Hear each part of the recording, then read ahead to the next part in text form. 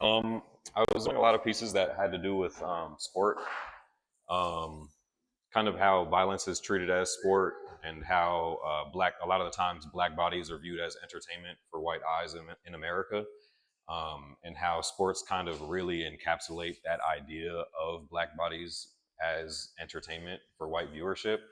Um, so that's kind of what this piece is about. Um, Sometimes people just see this and they're like, "Oh, it's a baseball painting," and then other people might see it and then they're like, "Okay, a blue and a red team. They have the flags in their pocket, so it's clearly about like gang culture and things of that nature." So it's just like a space of indirect violence that also touches on the violence of sport and how sport and how violence is viewed as sport. Um, Kind of culturally in America, but also in other parts of the world now too. It's kind of like in a weird way, the time that we're in now, it's like American culture is in a way world culture at the moment. It's a very weird time to exist. So in this note, there's Black Madonna 1 and then Black Madonna 2, and then this painting over here, which is called White Men Are Obsessed with Black Dick. That has an entire long backstory to it. I'll just touch on these briefly first. This first Madonna is based on a giotto from the 13 or 1400s. And it's more like a reclamation piece. And then for me, it's a piece about, uh, in my mind, this piece is about all the places that the baby can go from this moment, that baby Jesus can go from this moment. Because the baby can go and grow up and then be part of the drive-by shooting over there. The baby can grow up and be part of the baseball painting. They can grow up and just be an onlooker. They might grow up and live a perfectly fine life. So in a lot of ways, this piece is about the safety of a mother's arms and how your mother's arms kind of feel to you, even if you do exist in these super violent spaces. I know that for me, when I was with my mom and like shootings and stuff were happening outside or around me, it's like, oh, my mom, I'm cool. Like I feel safe, I feel protected. You know what I mean? So that piece is kind of more than just a Madonna that's reclaimed to be a black mother, Mary and child to me.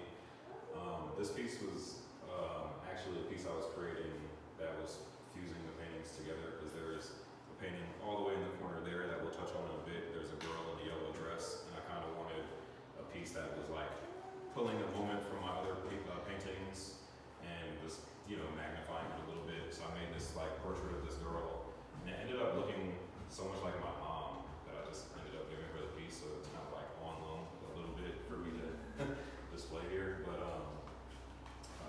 yeah. And then I do want to talk about this painting. So um, I ended up moving to Jeffersonville after I moved to Albany, and then I moved back to Monticello, and then I ended up moving to Jeffersonville. Um, Living in Jeffersonville and then going to Sullivan West. How many of you guys know if you guys are all from here or you guys know where Sullivan West is? Sullivan West High School, very interesting place. It is majority like white students, white faculty. I think I had like one black teacher, and everybody who was black and Hispanic, we all sat at the same lunch table. So it was just all of us at the lunch table. Going to that school was like culture shock. So I'm going from living in like really violent prone, really low income communities to then living in farm country with a whole bunch of white people that like do not understand black culture, don't understand like kind of any culture outside of like this little pocket, you know what I mean? So when I got there, I was not used to the way that people kind of go about things. So really went through a lot of just outright racist bullshit. One of which being, I got called the N-word to my face many times. I almost got expelled from that school because I got into way too many fights. People would call me that. I would hit them. It was just like a cycle. But one thing that other students would kind of ask about all the time is like our dicks. It was like the weirdest thing ever. So it was predominantly white male students, and they would come to our lunch table, or we'd be on the bus, and they would be like, "So I heard black dudes have huge dicks. Like, which one of you guys has the biggest one? Can I see it? X, Y, Z." So they would just nonstop be like asking these questions to us, and that's what inspired this painting. And that's why I named it "White Men Are Obsessed with Black Dick." And in it, I wanted to show a diversity of penises, like different colors, sizes, ranges, and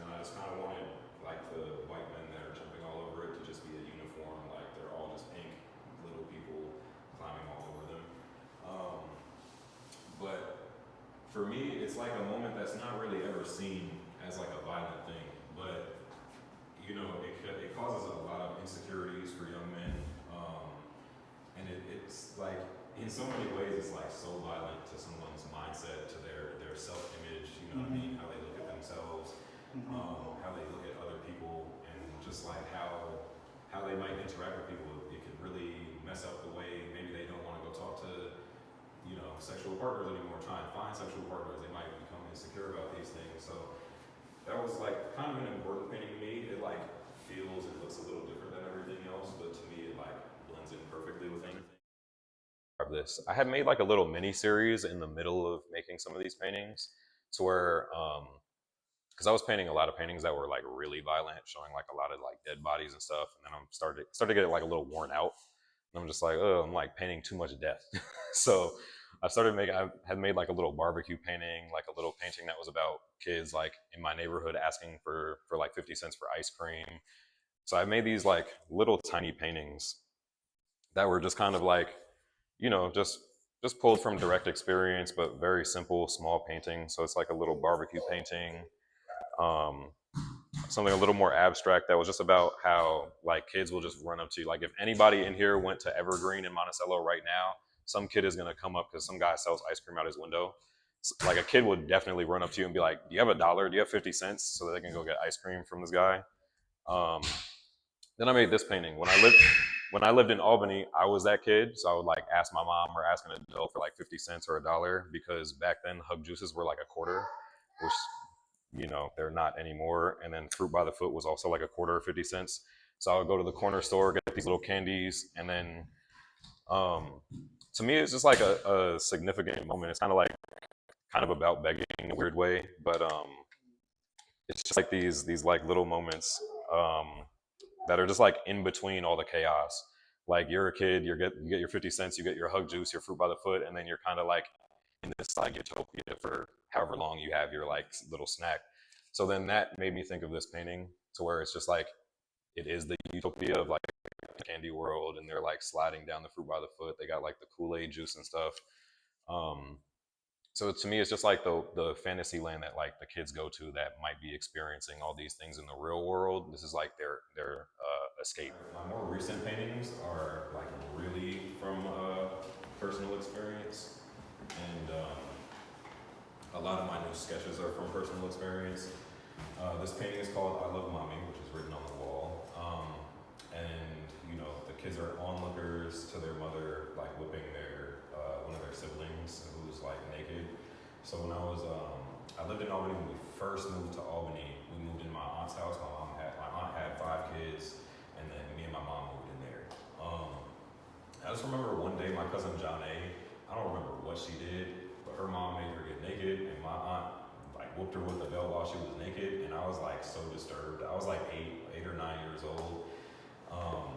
I just remember like I was disturbed by that moment. My mom was like, that was a little too far, like, you know what I mean? And it was just like this thing. But then so many of my friends who like also grew up in black households, like have gone through similar things. Maybe not naked, maybe they were naked and got with a belt, but so it just like makes me think, because the whole series in a way is about, you know, like remembering moments in time, remembering things that have happened through you, and kind of working through those things through painting, in like a meditative and therapeutic sense. So for a lot of it, for me, is like kind of like working through generational trauma. In this painting specifically, like I feel like is like the epitome of like what generational trauma is, because there's a moment you go back. My family is from Alabama and Louisiana, so they're from the deep South. My great grandfather was a sharecropper, which obviously means my ancestors, you know, not too far back were slaves. So, you know what I mean? They had all these gruesome things done towards them, and then that trauma gets passed on until we're at this moment where in 2004, 2003, whatever, I'm there watching my aunt whipping my cousin naked, you know what I mean? So it's kind of just like this weird thing where it just gets passed through our DNA, this trauma, and then it transitions from being generational trauma that's inside to the end of a belt, you know what I mean? touching my cousin's body or anybody else that might be going through that kind of situation. I mean, it goes further through you, so Yeah. what do you think it does at that phase when it gets painted? And When it gets painted? if it gets painted, it gets shared, you get to experience it in a different way.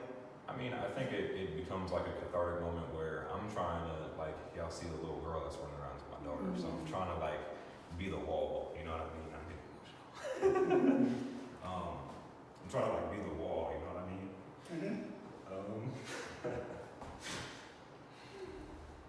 We're here with you, buddy. Yeah. This is the second time I cried. Look, I don't like that shit. No, you should. It's part of it. Yeah. So when I started thinking about her and like me and like all this shit, I'm like, oh my god, man, like, you know.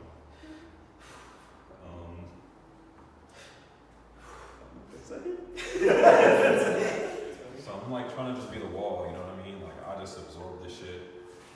I work through it so that she doesn't, like the trauma doesn't get passed on through her, you know what I mean? I'm trying not to like, I want her to like move around 80 times like I did, you know what I mean? I'm just trying to like not have that happen. So, you know, that's why, oh man, I just got evicted in like, when was that, March or some shit? That shit fucked me up, cause I'm just like, god damn it, like, it's just fucking repeating. But, you know, so, yeah. Cathartic. Obviously, I still have so much shit to work through, but I have like 40 more paintings to make, so this painting is the massacre of 1804, which again is kind of like generational trauma because there's so much stuff going on in Haiti now. I'm not Haitian, my family's not Haitian, but I learned so much about the Haitian Revolution and Haitian history that I kind of just like had to make a painting, a historical painting. So this painting is about Jean-Jacques Dessalines, who's the figure to the left of the pile of dead French soldiers in occupation, with the revolutionaries who just became free. There's so much interesting stuff when it comes to like the Haitian Revolution. I feel like I can do an entire talk about that. Just how interesting it is in terms of like they let French people stay. A lot of like German and I believe Polish soldiers had came initially to help the French, but then they seen what was going on. Then they ended up helping the revolutionaries, and then they got to stay in Haiti as well. So it makes me feel so connected to the Haitian people, even though I'm not Haitian. Maybe like some people in my family like ended up there or something like that. But yeah, it's a historical painting that has to do with like the supreme violence of the Haitian Revolution and what was going on over there. And in learning about the Haitian Revolution, you kind of realize like so much of the stuff that they were doing to the slaves over in Haiti, they were more than likely doing to us over here too. And there is just, oh my god, it's crazy stuff. I don't want to get into that because then it's like it's a little bit much. But move on to this painting. So this painting is called Teetering the Line, and this painting is kind of just like about like the kids' utopia over there, and then like kind of just matching that with like this pool of water with like these like entities that are like trying to drag the kids down. So for me, it's like the duality of like being in that utopia or living in your fantasy, and then having like reality trying to drag you back down. And you know, sometimes it's hard to not like let real life, you know, drag you down. I'm like just now getting my spirits back up from the whole like eviction thing, and then everything. I'm like just now feeling a little bit better about life, but I was down here for the last couple months, you know what I mean? But yeah, I just wanted to kind of just show that like just have this like really weird space of like the kids be trying to stay up here, like adults trying to stay attached to like their childhood or their childhood fantasies, but inevitably they'll be, you know, dragged down to reality and like the real world, however harsh it might be. I mean, I go through a lot of different things to kind of conceptualize what I want to do. A lot of it lately has just been like a lot of reflection and just like thinking about what happened to me, thinking about what happened to like my family, other people. So in a way, I feel like a lot of the newer stuff is kind of like right now, like spiritually and naturally. And like what I mean by that is kind of like this, like in a way, this is kind of like a spiritual painting, um, like alongside being a natural painting, whereas like the Haitian Revolution painting is like totally like a naturalized thing. Um, but um, yeah, but I also like do a lot of reading to try and find concepts, reading, listening to music, looking at like music and or movies and television, um, talking to other people. You know what I mean? I mean, I feel like with it all, like you know, with my like the pain of my aunt whipping my cousin, it's like that, or like the dick painting, or and like most of it, it's kind of like I'm never really like I don't blame these people. You know what I mean? It's kind of like why would I blame the 16-year-old kid whose parents probably taught him this thing and like they're gonna have to work through that in their own life. You know what I mean? Touch on the paintings a little bit in a different way.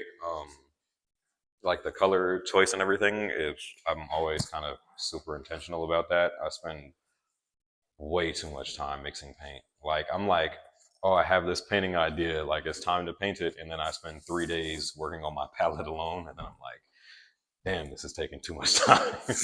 I feel like I mix paint longer than I make the painting. It's like ridiculous. I gotta start just tubing my own paint or something. I don't know, but um, yeah, along like when I first started making the paintings, I wanted the like physicality of the paint to kind of match the nature of what's happening within the image.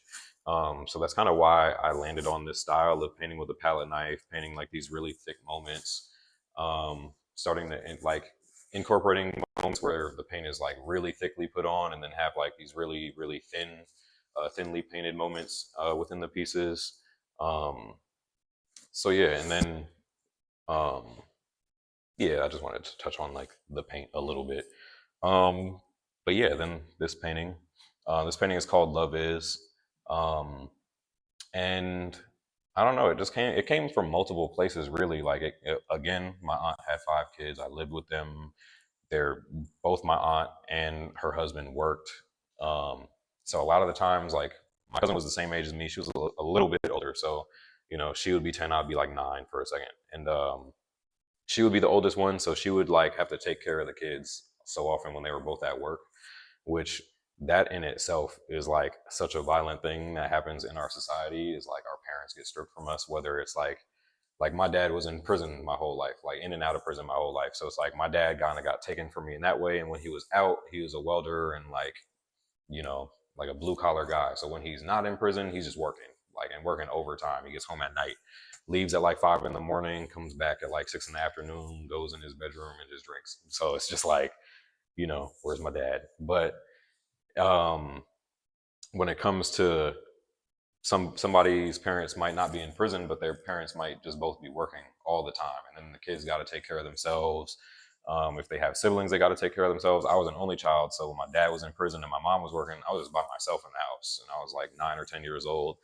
And I used to walk to my aunt's house, and I just remember this one time I like walked to my aunt's house because she was just like around the corner, like a 5 minute walk, and then like these grown ass men were just like yelling at me and like throwing beer bottles at me and shit, and I just like took off. But I just thought about that moment for a second. But it's just like kind of like these weird moments that don't seem so violent until you really start thinking about just how violent that is. Like you're not even growing up with your parental figures and like if you're like the older sibling, then you become the parental figure when you're like not even close to being ready to be that figure. You know what I mean? Having to take care of your little siblings and feed them and things of that nature, when it's like you should just be living through your childhood yourself. So um I feel like that's like a thing that I've been thinking about a lot lately, is just like, man, like sometimes I feel like my childhood was just like stripped from me. But and just like working through those kinds of emotions. Um I ain't crying again, Tom.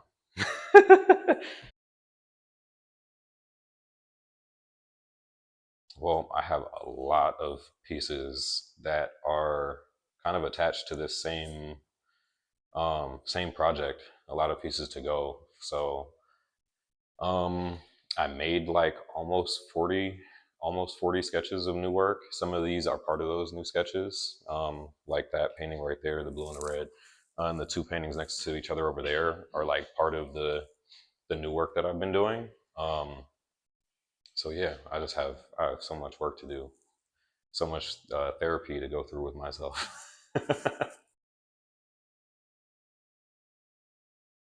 I don't know. My mom is always like my biggest supporter. She's also my biggest critic. My aunt hasn't seen anything yet. Um, no, my other aunt, I think she's seen my painting work too much either. Um, my cousins like my work though, so um, but you know if they don't like it, I went through it and I'm painting it, so they're gonna have to work through it too. But yeah, I haven't really had too many negative reactions. But you know, knowing them, they'll probably be like, "Why are you doing this?" And I'll be like, "Because it just needs to be shown. You know, it needs to be made. It needs to be shown. Other people have gone through these things and need to see it." So yeah,